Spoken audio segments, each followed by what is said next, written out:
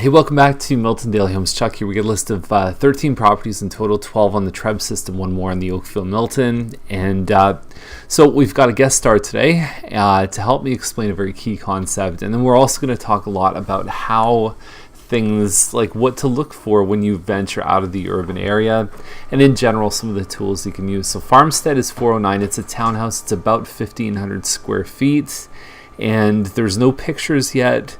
The two second and third bedrooms are a little bit small. The master's very big. It's an open concept main floor. It looks like it's carpet throughout. May not be that far off. There is a small maintenance fee associated with this area too. And the last point that I see on the listing is it says July 1st as a possession date. So it usually means that the sellers of this home have committed to something if they put a specific date on the listing. So that can definitely help you because we're not that far away. It's a month away. And if you give them that closing date, you know, maybe it's in the trade and the win-win scenarios, they maybe help you out too. So Briarcrest is 419.9. It's the street right on the corner. It's basically, it goes around Max Milk at Woodward and Wilson. Detached home, seems to be in line with what else is sold. There's a bit of a combination of laminate floors in the kitchen and master, and then you also have hardwood in the other bedrooms. Oftentimes when you see mixed floors like that, it's a little bit, it sometimes kind of ruins the flow of the house. Barclay is 424, and it's a Lake Point model. It's 1380 square feet, and you know, the pictures are okay. There's a jacuzzi tub there, so it's not just a soaker tub, it has the jets. Although oftentimes it can be very hard to access the motor if there's ever a problem. So here's the thing, you're gonna see this two listings in a row. It says stunning semi-detached, and no offense to these guys, because it's a solid house. I don't know if I would put it in the stunning category, and so my friend Louis C.K. is gonna explain how I feel about this. We go right for the top shelf with our words now. We don't think about how we talk. We just say the right to that dude, it was amazing. It was amazing. Really? You were amazed? You were amazed by a basket of chicken wings? Really? There you go. Are we reaching for the top shelf on this word? Houston is the same thing. If you look down here, stunning semi-detached. So let's look at the pictures and you be the judge about whether or not it's stunning. Not overly impressed by the first shot here. You kind of have a very open concept main floor. I might argue that kitchen isn't exactly bringing to mind the word stunning. And again, no problems here. Separate entrance to the basement. Looks like there is a separate apartment, or at least an in-law suite downstairs. Here's the thing about an apartment. I know right away that the parking isn't going to work on this one for a true legal basement apartment. So really the only way to say is that it is an in-law suite, that it has a separate entrance, and it's up to you if you rent it and it's not quote-unquote legal. Happens all the time. It doesn't mean that it's right for everybody. So Cabot 529, it's 53 by 114 lots. It's not a huge house, and even if you look at, this is why some of the things that I look at in the listing is probably different than some of the other things, because most people will look at this and say, oh wow, cool, basement apartment, oh nice finishes, big lot. Here's the thing, when you look at the bedrooms, you've got a 7.41 foot wide bedroom. You got to be really careful. I mean, a queen size bed is probably more than 6 feet long. So are you going to be even able to walk around the bed? Are you going to have to turn your bed sideways? Those are the things that that oftentimes you go and you go, it's not what I thought, because you didn't. Not saying you specifically, I'm saying generally buyers don't look at that stuff because it's so much more compelling to look at all the finishes and upgrades in the kitchen. But the kitchen's not a huge place in this model. So Maple for 659.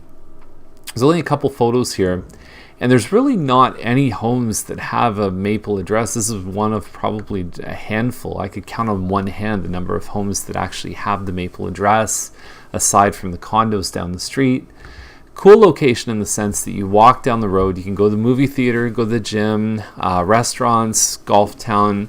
It's all there. Sunset Grill, Home Depot, the full shebang. and it's got a detached garage. It looks like the lot actually gets smaller as you go further back.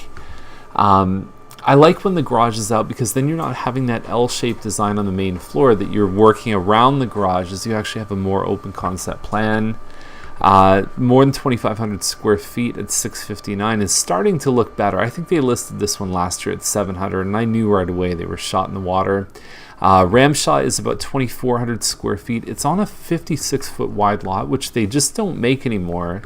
It's only 80 deep.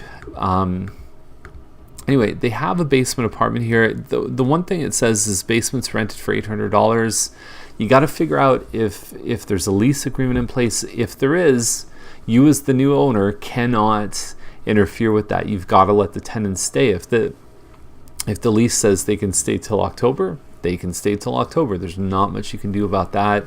And overall, I would say Ontario is probably skewed much more towards tenants' rights than landlords' rights. So that could present an interesting situation. If they're month to month, maybe you have a few more options, but it's always a good idea to speak to a lawyer and possibly even make an offer conditional on a lawyer review, where the lawyer can actually add clauses, modify some things, because it's complicated and you don't want to get stuck. $664 for this size of home. It's a little basic inside. They might get it, might be a little bit high. So Trafalgar is $749. And it's just north of Lower Baseline. It looks like it's close to the golf course. Not sure which one, because there's a couple on Trafalgar there. And that's all we have, really. $749. Land value, Trafalgar's going to change a lot. I mean, Oakville, Trafalgar, and Dundas is going to look a lot like the area around Square One soon. There's going to be a lot of condos, a lot of development around there. So a lot more traffic going north and south on Trafalgar. Metrolinx potentially might have another GO stop right on Trafalgar. All that stuff is a little bit unknown at this point, but there's a good chance that Trafalgar in the future is going to be at least double as busy as it is now. Livick is $800. This one looks really good. August 15th possession means they probably picked up another home somewhere. You've got hardwood floors, pot lights, granite counters. This is a great model. It won the Model of the Year back, I think, in 2005 from the Greater Toronto Home Builders Association, with a pool in the back too. Saltwater pool, LED lighting. These are all awesome features. And just to give some context, over a year ago, I sold the same model with a pool in the $790s. So with appreciation, I'm excited about this one. This model recently just sold for $840. And wow, that could be a really good property. McNiven is $899. What are we at here? We're about 10 acres, 2,300 square feet. Not bad. You know, I would say maybe a little bit on the high side, but you almost have to do that in the country. It's not like the urban places where, you know, you can expect to sell sometimes at full price or sometimes even more. I've always believed that in the rural setting, you got to leave a little bit of bargaining room. Not so far that you're pushing yourself out of the range. I could see this one getting an offer with the first number being an 8, but I'm not sure that $899 would do it. But again, these get harder to kind of quantify and to review because there's so much more that goes into a rural property, and there's condition elements, there's septic, and there's well, and there's just more moving parts. And the land can have a big effect. Your surroundings can have a big effect. This one here on Lower Baseline is kind of interesting. It's at 1.449, and it's right on the corner of Lower Baseline and Fifth Line. And I'll show you a couple lenses through which to look through this kind of property. And you always want to do your homework. I think this would be a really cool space right here. And even for like an office, like I wouldn't even finish it probably. I think it's got a neat vibe up there. Oops, going backwards here.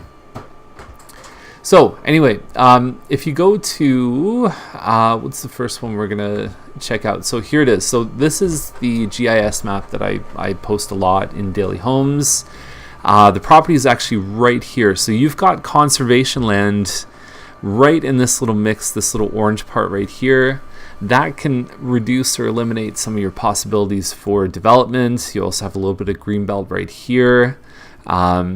So yeah, it's interesting. Now, they've also said that it is slated for development. So if you look at the region of Halton, they have a Regional Official Plan Amendment 38. And so if you look at that amendment, if you look down here, this is that section right there. So this is Lower Baseline, and then it sort of goes through. There's a little meandering little creek that it goes down, and then it catches up here.